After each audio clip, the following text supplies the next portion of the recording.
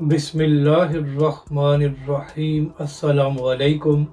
मैं हूं अली असगर और आप देख रहे हैं मेरा यूट्यूब चैनल तहरीक लब्बैक पाकिस्तान के अहम रहनुमा का 7 रोज़ा जिस्मानी रिमांड मंजूर। इस वीडियो में हम इसी के मुतालिक बात करेंगे।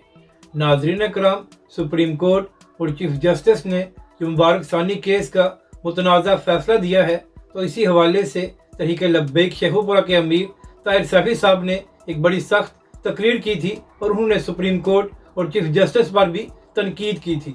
तो इसी हवाले से ताहिर सैफी साहब को पुलिस ने गिरफ्तार कर लिया था और आज उनको अदालत में पेश किया गया है।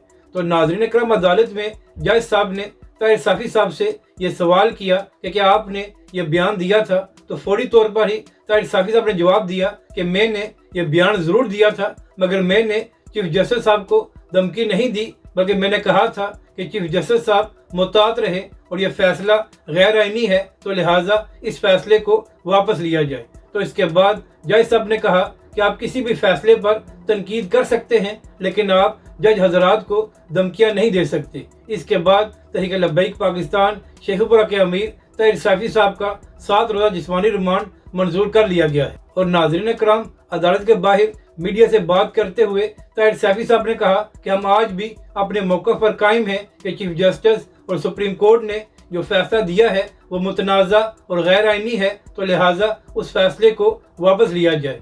जबकि दूसरी तरफ नाज़रीन कराम, तहरीक लब्बैक पाकिस्तान के ज़राए इस बात की तस्दीक कर रहे हैं कि तहरीक लब्बैक के नायब अमीर सैयद ज़हीर हसन शाह साहब के जो वकील हैं, उनके 10 साल बेटे को रात गए पुलिस उठा कर ले गई है।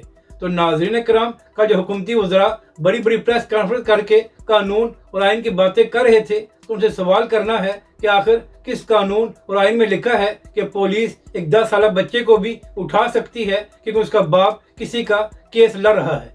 क्या नाज़रीन कराम, तहरीक लब्बैक के नायब अमीर का केस लड़ना गुनाह है कि पुलिस एक 10 साल बच्चे को भी उठा कर ले गई है? और ये कौन सा कानून और आइन है?